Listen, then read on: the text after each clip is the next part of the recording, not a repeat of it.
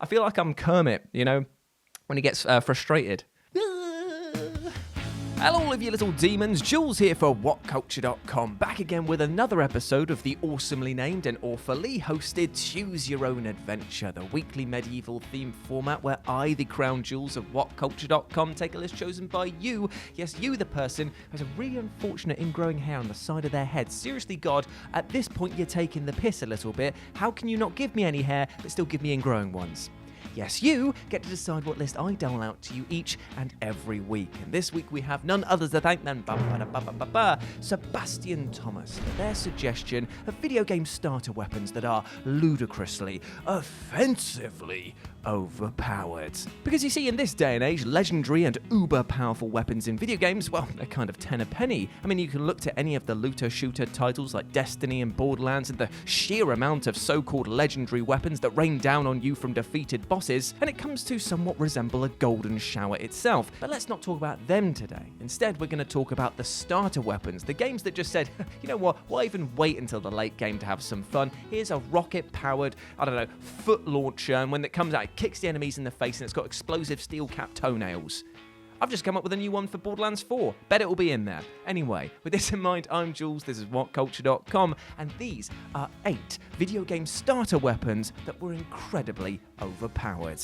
Oh, and you know the drill by now. Say hi to me here in the live chat, and also drop your suggestions for next week's episode down in the comments section below. And with that, let's get on with this list.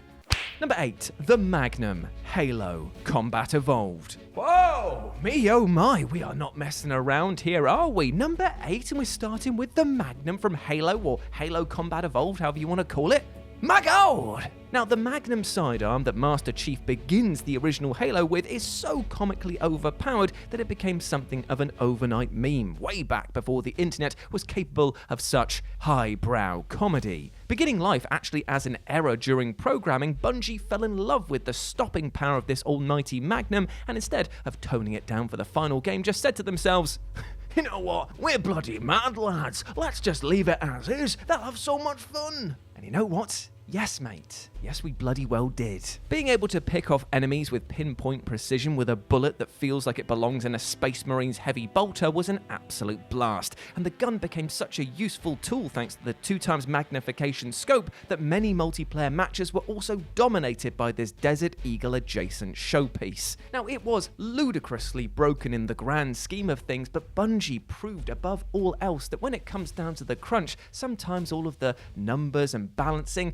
that's just not fun, and this most definitely was. Number 7, the Big Daddy Drill, BIOSHOCK 2. Now, a lot of you might be expecting me to put the wrench from BIOSHOCK 1 on this list of starter weapons that pack a punch, and while that would be a very good choice, there are actually 2 reasons that I think that the Big Daddy Drill from BIOSHOCK 2 just etches out the competition. Firstly, the wrench, while offering an absurdly whomping amount of damage, usually only did so when it was in conjunction with other perks, plasmids, and tonics. Now, it's true that the shock jockey combo of lightning and then lamping is enough to knock even high-powered foes to the floor, but it really speaks to the value of the plasmid as much as it does the old pipe tightener. And the second reason is that wielding the drill as Delta in BIOSHOCK 2 is just, well, ludicrously fun. While the wrench rewarded you for sneaking and swiping more than a desperate fella on Tinder, the drill forced you to get up close and personal with your enemy as much as possible. And indeed, when you unlocked the drill dash ability, it became an absolute laugh riot that was pretty much always in your favor. It was like a guy on the other side just kind of like,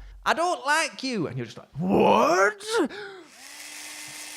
Whee! Right in the chest. See you later, mate. No dinner for you because you have what doctors have stated to be medically deboned.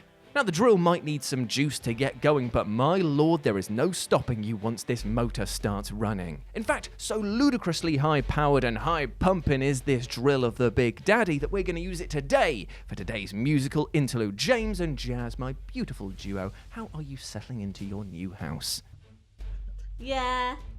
And you know what time it is, kids. It's time for, what was the name of the bloody... Because it's that time to enter the very exclusive dance hall that is 20 leagues below. Yes, that's right. It's MC Gilly, or whatever it is, name I came up with. It's time for another rave. Let's get it on. Big box, little box, send you home in a cardboard box.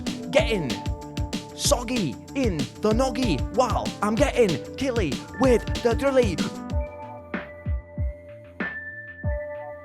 Number 6, the starter Pokemon, the Pokemon franchise. Right, so while definitely listing Pokemon as a weapon is the sort of thing that would get Peter's lawyers salivating at the prospect of suing Game Freak, we have to admit something. When it comes to damage dealing, leveling up, and indeed being used as a show of force, the Pokemon are indeed, or could be, classified as weapons. But it's a very loose definition. I'm not trying to get anyone in trouble.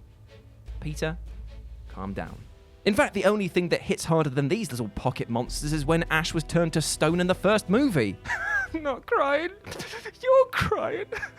And when it comes to the myriad of monsters at your disposal, while you can select from flying lightning birds, psychic spoon benders, and of course, some eggs, many would-be trainers have at least one spot etched out for their first starter Pokemon as, if we're being honest, they can become horrendously overpowered. Not only will your little buddy usually end up being the strongest due to getting a beefy dose of EXP during your quest, but most of the time will evolve into something that looks like it could take on Godzilla in a kaiju battle to end all kaiju battles. Quick question. In fact, actually, let's spark off a new segment of the show. Let's ask James. Ask me anything. James, Pokemon fan? Yes or no? Yeah. Yeah. Cool. What was your favourite starter Pokemon? Who did you choose, Jazz? Same question to you, but with your name instead of James's. I'd probably say Torchic, going into Blaziken. Blue-eyed dragon. That's not even the right game, Jazz. Let's ask James. I was always a Squirtle boy, by the way.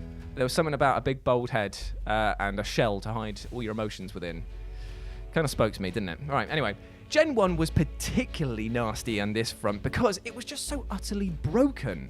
Because players who chose Squirtle could douse the hopes of gym leaders and spank them with their vines should they choose Bulbasaur. Even Charmander, who struggles slightly against the first two gyms, utterly wrecked shop when it evolved, and come the late game would be setting the entire world on fire as a buffed up Charizard. There was literally no bad choice in the bunch, and barely anyone who'd be able to actually stop you. Although, if we're being honest right now, as much as these monsters do appeal to us, we're all Pokemon fans at the end of the day, but we all know we're going to take a cute, cuddly ball of something into battle with us, then you've got to take the almighty. You've got to go here. I mean, like, this is the thing. Like, Squirtle's there with his little hydro pump cannons things. Not going to be much against the holy wrath of an entire god, is it? I'm just saying, if you want to pray to Pokemon, fine. There's a real bad boy up there. He's the pocket monster that you've always wanted on your side. Anyway, send your kisses. Send your kisses. Get out. Number 5, the silenced Silverballers, the Hitman franchise. Now, I'll always have a soft spot, like an unclosed fontanelle, for the Hitman franchise, mainly because of the fact that they are brilliant examples of player choice. They let you design and come up with very, very Machiavellian styles of killing people throughout all of the different games. And also, you get to play as the most angriest egg ever. I mean, the guy looks like he's come out of a Borlo shine with the expression to match. He is not happy about this, and it is your problem. Also, it's very strange as well that it's a franchise that's built itself around you sort of swerving and sneaking your way through to targets, and yet you look like the most suspicious man possible. Like, I would immediately say that's the guy. That's the guy there. I mean, it's egg-on-egg violence. We don't like that. But still, I'd be like, that's him. And then he'd probably kill me, to be fair.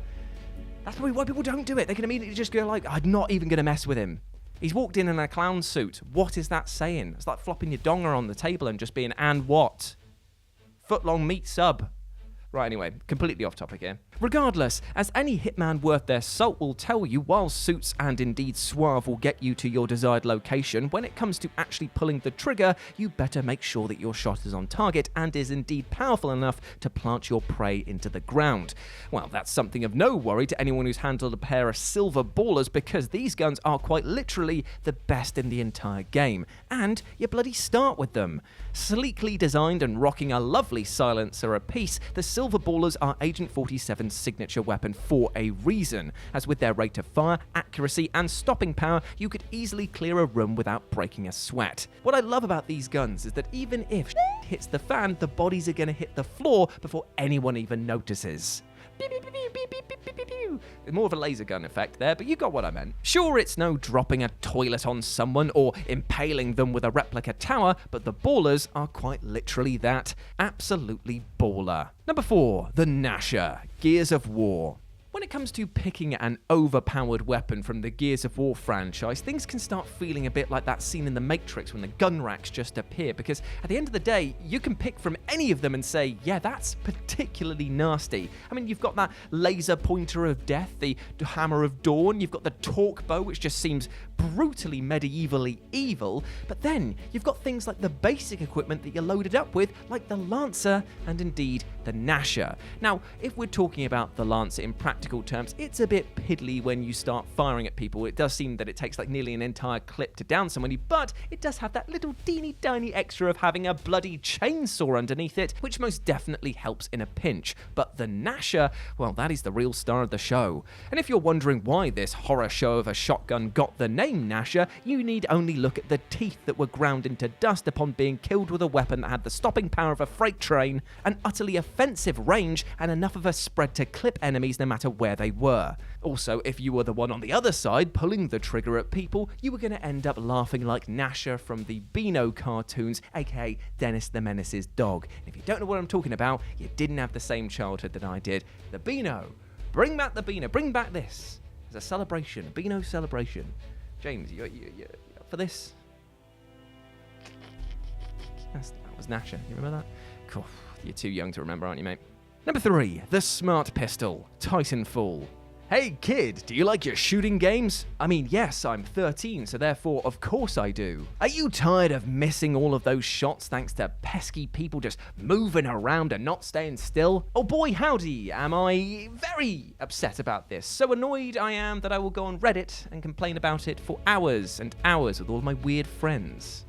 Yes, in short. Well, have I got the gun for you, because with the Smart Pistol from Titanfall, you don't even need to aim. Wait a minute, you're telling me that you've got a gun where I don't even need to aim in order to kill people, and you're telling me it's not a Call of Duty hitbox issue? Sign me up, mate. That's right, my friend. In a move that seems like it would have come from a Rick and Morty fake TV advert, the Smart Pistol was great at making your enemies look incredibly dumb by riddling them with bullets after you've locked onto their position. Parkour was not going to save you this time, mate, as this incredibly useful weapon not only had a mean fire rate, but offered surprising stopping power even when not in full lazy mode. Now, some Titanfall purists are going to leap to its defense and say, well, actually, the Smart Pistol did actually require some skill to use, as you did have to lock on to the enemy for a few seconds before firing. But you know what? That defense holds up about as well as a bloody Japanese screen door in a hurricane, my friend, because, lest we not forget, this could fire f***ing bullets around corners.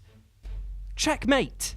Number 2, the heavy pistol Saints Row 4. Now here's the thing, as we've covered with Halo and just now in Titanfall, sometimes a sidearm can become a truly trusted side man when it comes to downing your enemies, because in the case of Halo's Magnum, it had the amazing range, the scope, the stopping power, and again, the Titanfall one, you didn't really need to aim, but you know what, the heavy pistol from Saints Row 4 doesn't need any of these high-tech gadgetries or weird things like that. It has something much more deadly.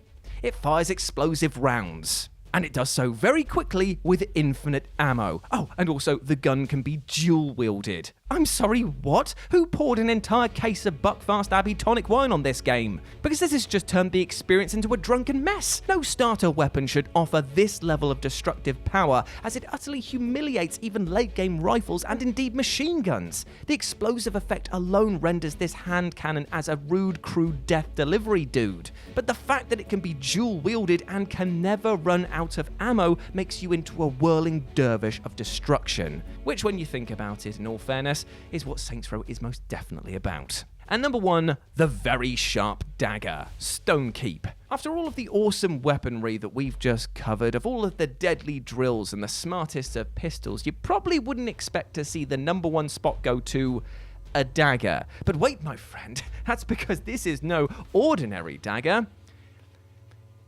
It's a very sharp one. Take that. Huzzah.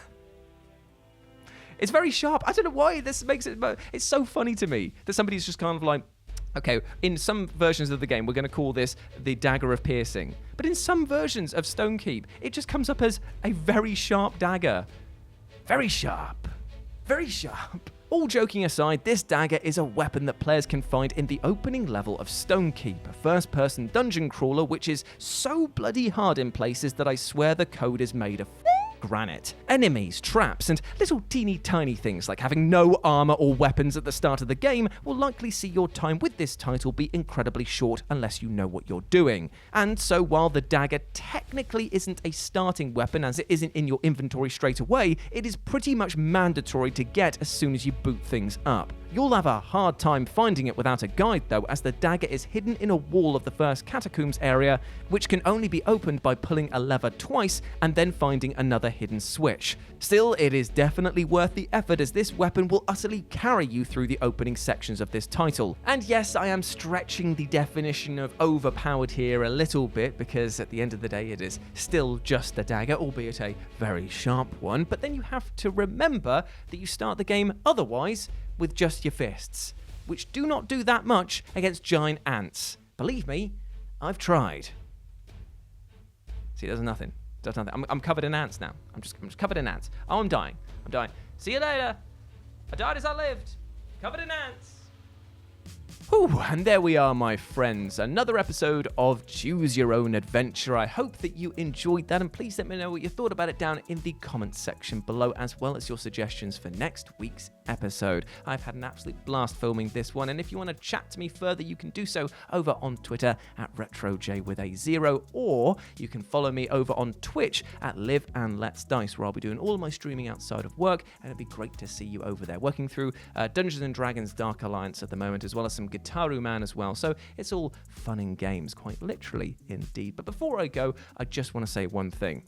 One of the best starting weapons that we all have access to, but sometimes often ignore, is our brain. My friends, I know that sometimes it can be easy to be cruel on yourself, to be hard on mistakes that you've made in the past, but trust me, if you can forgive yourself to move on from those moments, if you can treat yourself with love and respect, then you will go on to live a healthy and happy life. And at the end of the day, that is all I want for you. So treat yourself with love and respect, be kind to those around you, and they will show kindness to you, and just go out there with love in your hearts, because trust me, it's the best possible way to live this one life that we get. So yeah, big love from me to you, and I'll catch you next time on another episode of Tues Your Own Adventure. But for now, I've been Jules, you have been awesome, never forget that. I'll speak to you soon. Peace.